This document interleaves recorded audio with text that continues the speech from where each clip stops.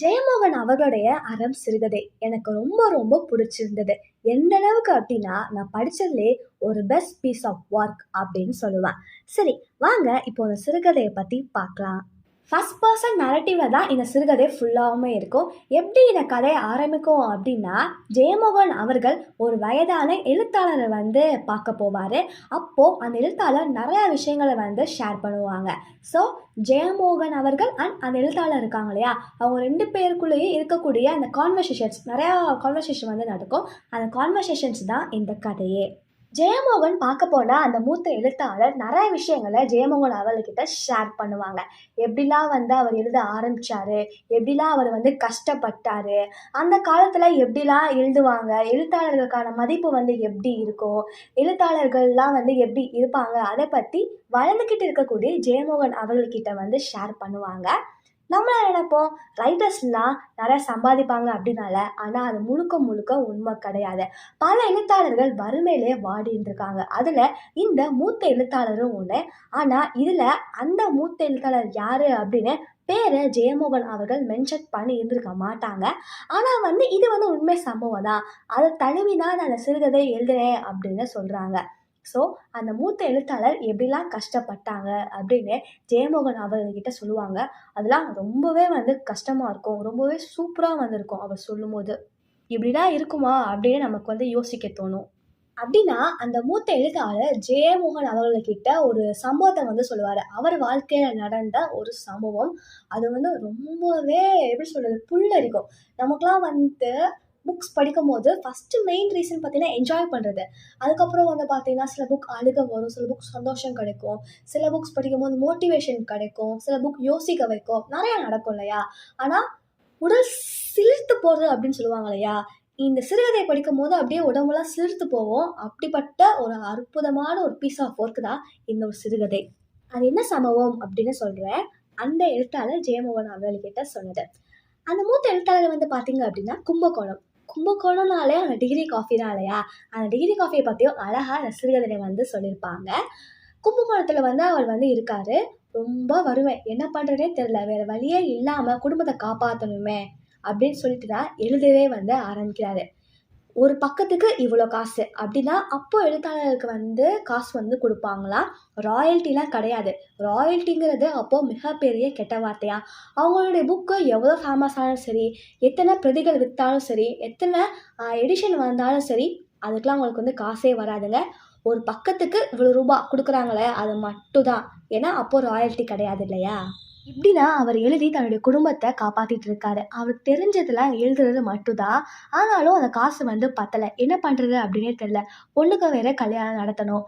அவர் எவ்வளோதான் எழுதினாலும் அவரால் ரொம்ப சம்பாதிக்க வந்து முடியல. வறுமை அவர் குடும்பத்தில் இருக்கத்தான் செய்யுது. மாதத்துக்கு 2-3 நாவல் கூட எழுதுறாரு. இங்கே பாருங்கங்க, ஒரு மாதத்துக்கு 2-3 நாவல் கூட எழுதுறாரு. இருந்தாலும் அவரால் சம்பாதிக்க முடியல.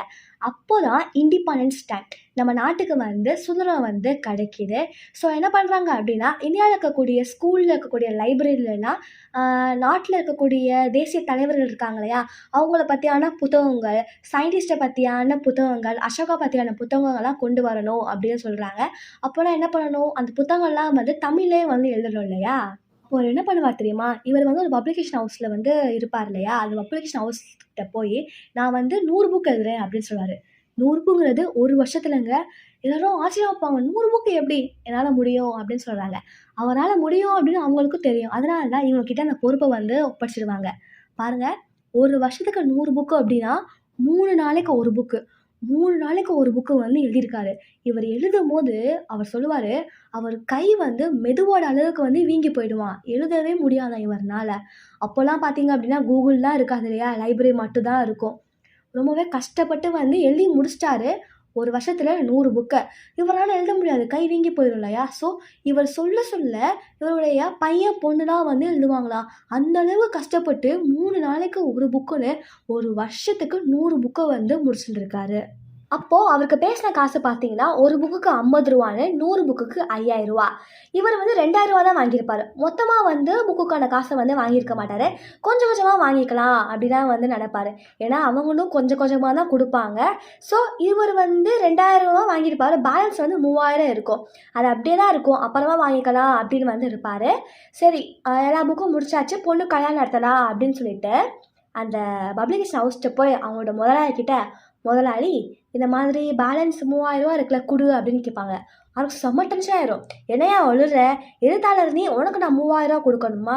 அதெல்லாம் இல்ல. யார் சொன்னா? ரூ. 700 தான் குடுக்கணும். அதுதான் தருவேன். மரியாதை போயிடு" அப்படின்னு சொல்றாரு. இவருக்கு என்ன பண்றதுனே தெரியல. "என்ன முதலாளி சொல்றீங்க? கணக்கு இருக்குல்ல முதலாளி, ரூ. 3000 தரணுமே முதலாளி" அப்படின்னு சொல்றாரு. அவர் வந்து குடுக்கவே மாட்டேன்னு சொல்றாரு. அசிங்கமா திட்டுவாரு. அதெல்லாம் படிக்கும்போது ரொம்பவே கஷ்டமா இருக்கும். அழுகலாம் வருங்க. ரொம்ப ரொம்ப கேவலமா, அசிங்கமா ஒரு எழுத்தாளர வந்து ட்ரீட் பண்ணுவாங்க. அவர் வந்து காலெல்லாம் விழுந்து கெஞ்சுவாங்க. "இப்படிலாம் பண்ணாதீங்க முதலாளி, பொண்ணு கல்யாணம் வைக்கணும்" அப்படிலாம் கெஞ்சுவாரு ஒரு எழுத்தாளர். ஆனா, அசிங்கமா திட்டுவாங்க.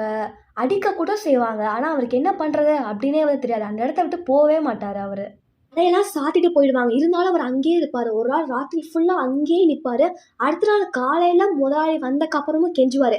"எனக்கு வேற வழி இல்ல முதலாளி, நான் சாக தான் செய்யணும்" அப்படின்னு சொல்லும்போது, ஒரு வாய தூக்கி மூஞ்சில போட்டு, "இந்தா விஷம் வாங்க வச்சுக்க" அப்படின்னு தூக்கி போடுவாரு. இவருக்கு செம்மையா கோவம் வந்துரும். அவ்ளோ நேரம் கெஞ்சவருக்கு செம்மையா கோவம் வந்துரும். என்னம்மா பண்ணுவாரு, விறுவிறுன்னு அந்த முதலாளியோட வீட்டுக்கு நடந்து போயிடுவாரு.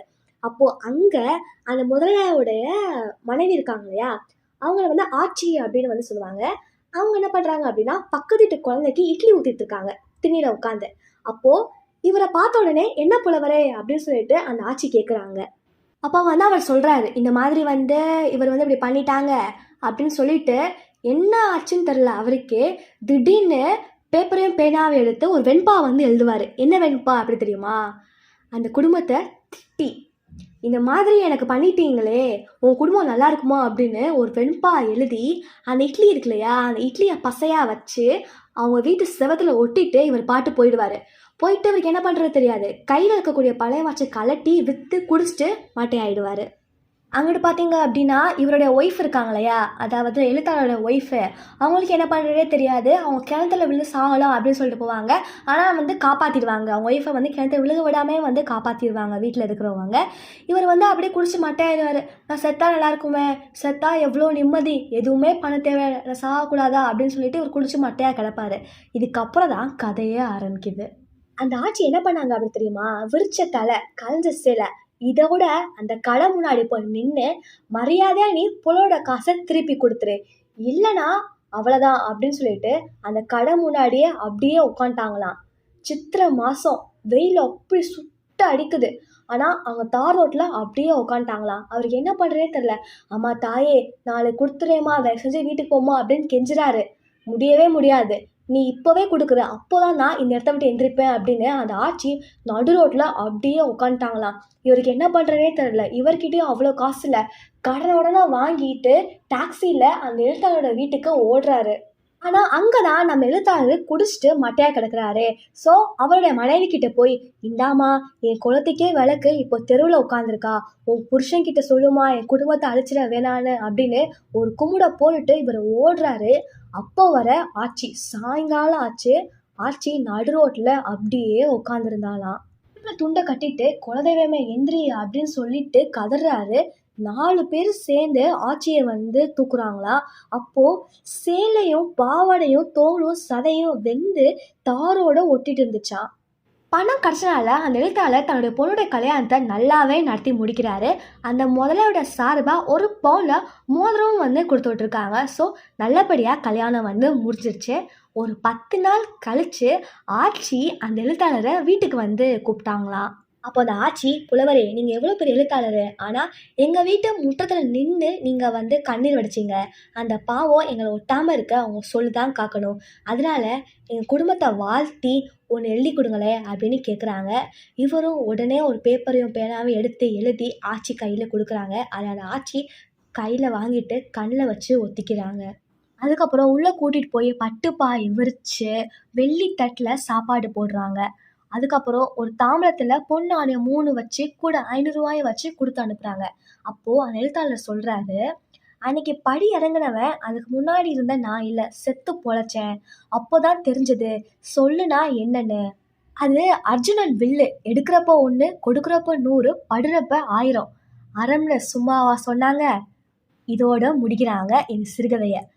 அப்படியே உடம்பெல்லாம் சிலிர்த்து போகுங்க சிறுகதை படிக்கும்போது. கண்ணீலாம் நெறையா வரும். கண்டிப்பா எல்லாருமே படிக்க வேண்டிய ஒரு சிறுகதை தான் இந்த அறம் சிறுகதை. வெறும் 24 பக்கம் தாங்க. படிச்சு முடிக்கிறதுக்கு 1/2 மணி நேரம் கூட ஆகாதுங்க. மேக்ஸிமமே 1/2 மணி நேரம் தான். ஆனா படிச்சு முடிச்சதுக்கப்புறம் வேற லெவல் ஃபீல் கிடைக்கும். ஸோ அறம் தாங்க வாழ்க்கையில ரொம்ப ரொம்ப முக்கியமானது. அறத்த மொத நம்ம தவற விடவே கூடாது. அதுதான் இந்த சிறுகதையும் சொல்லுது. கண்டிப்பா நீங்க ட்ரை பண்ணி பாருங்க. ஸோ ஏப்ரல் ரீட்ஸில் ஃபஸ்ட்டு படித்த ஒரு சிறுகதை தான் அறம் தான். ஜெயமோகன் அவர்களுடைய பேலன்ஸ் 4 புக்கும் படித்து முடிச்சிட்டேன். அடுத்த வீடியோவில் ரிவ்யூவாக பார்க்கலாம். எனக்கு உடம்பு சரியில்லை. இப்போவே பார்த்தீங்கன்னா செம்ம கோல்டு. ஸோ வாய்ஸில் கண்டிப்பாக சேஞ்ச் இருக்கும் அப்படின்னு நினைக்கிறேன். பட் ட்ரை பண்ணுறேன். பேலன்ஸ் 4 புக்கோட ரிவ்யூவை அடுத்த வீடியோ பார்க்கலாம். வேறு என்ன புக்கெலாம் ரிவ்யூ போடலாம் அப்படின்னு கீழே கமெண்ட் பண்ணுங்கள். பாய். தேங்க்யூ. டாடா.